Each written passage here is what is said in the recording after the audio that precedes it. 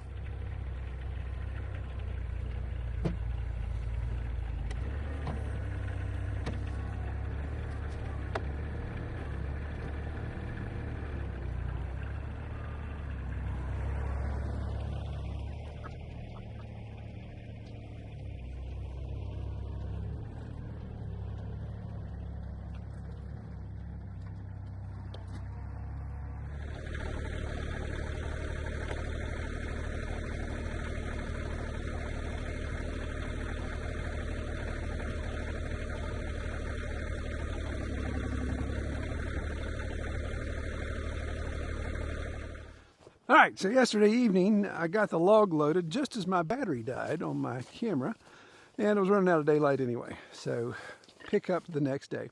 So you look at this on the mill, it's like, well, it doesn't have too bad a curve to it, Troy. That should mill out okay, right? Well, yeah, it all depends on the angle. Let's turn this 90 degrees. Oh, if we can.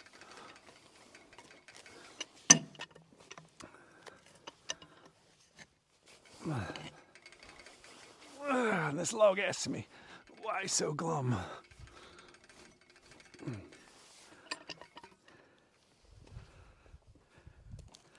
So, all the difference 90 degrees makes. So you can see the amount of lift I have here near the head. That's probably a good 5-6 inches. And then on the here near the tail, probably 3 inches. So the tip that I've got, and like I said, I've never tried this, so we're going to give it a go, and you guys are going to join me on it, is we're dealing with a curve.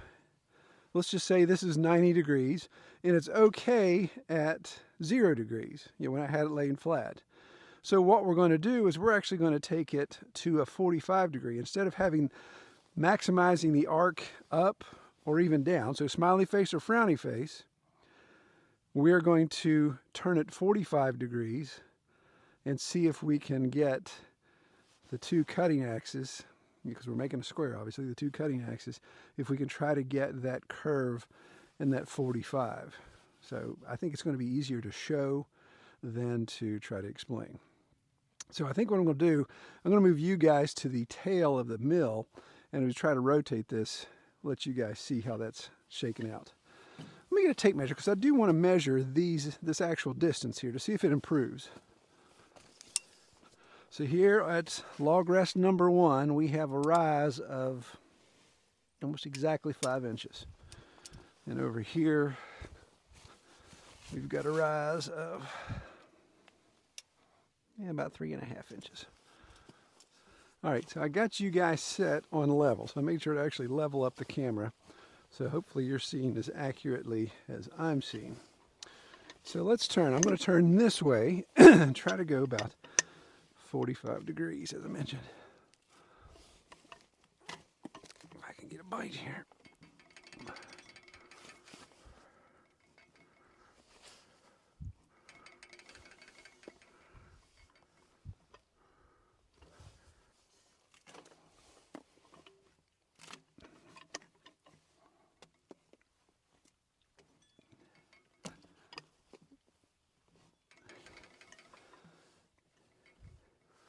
What's that look like? What do you guys think? I think we need to keep going a bit.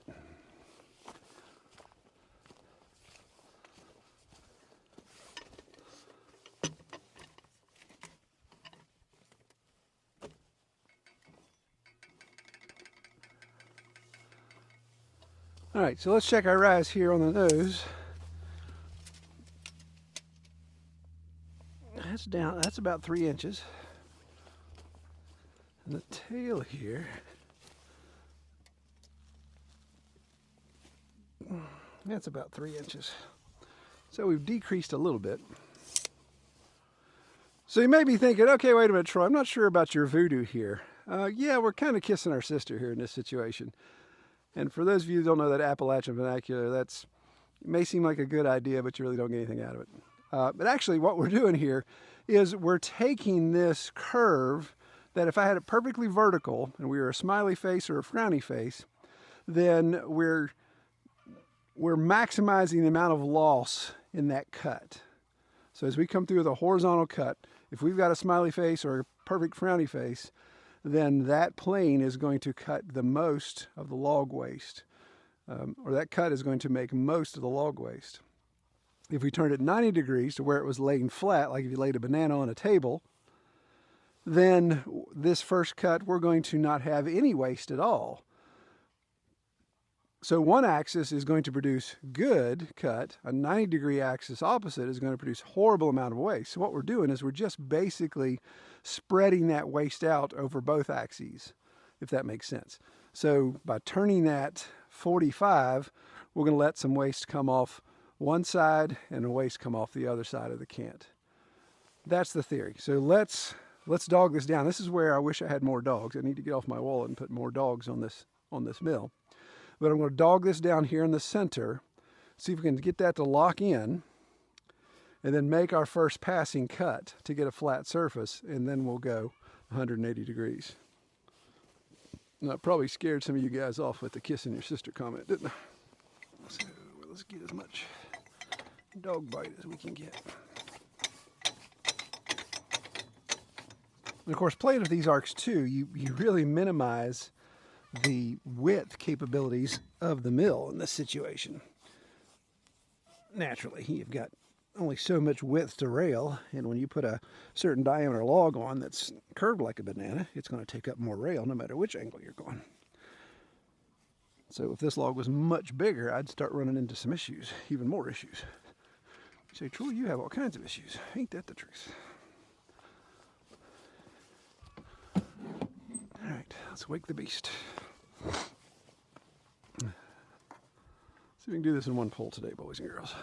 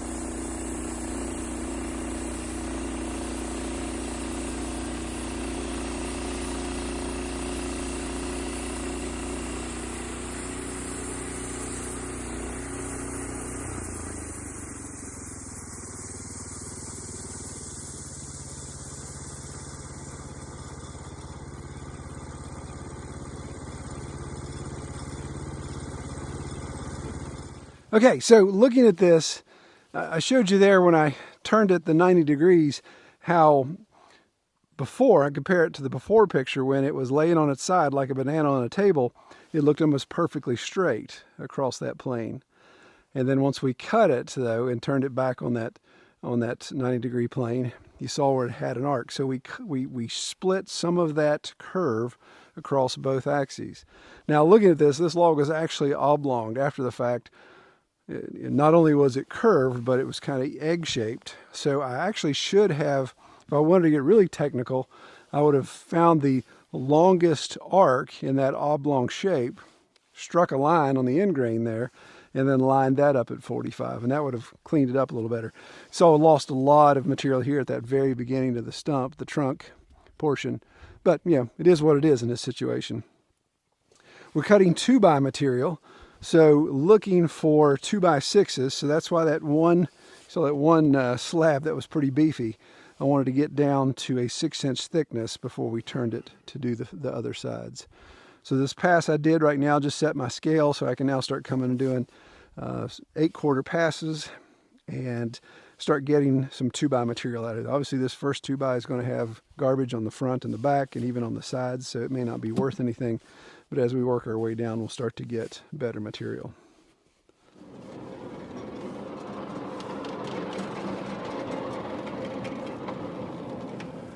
You know, really in the grand scheme of things, it'd pay to turn this into firewood and just, out of the 60 million logs that are on this property, just turn that one into firewood and go get a good one. But where's the fun in that, right?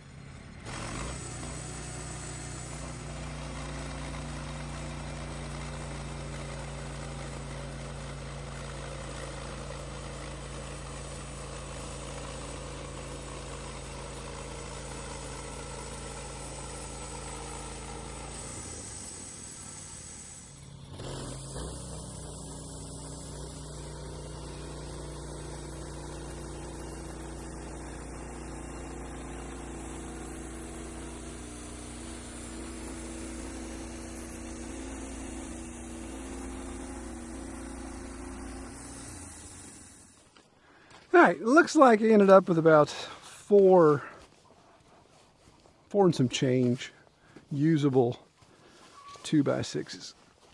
This thing's a beast. And what's interesting is, thinking about isolating the heart, you've got to just kind of throw that idea out on a log this curved. But the pith is in the top of this board, and the pith is in the dead center of this top board, and then the other side of the pith is in the dead center of the second board. So we got them pretty close. We only got them about 2 inches off. Not that I was trying. So I think in theory that process will work. You're taking that curve and you're dispersing it equally as much as possible on your 2 axes of cuts. So in theory it makes sense. Definitely something more to play around with. So I think in the grand scheme of things, the question is kind of, well, is it worth doing?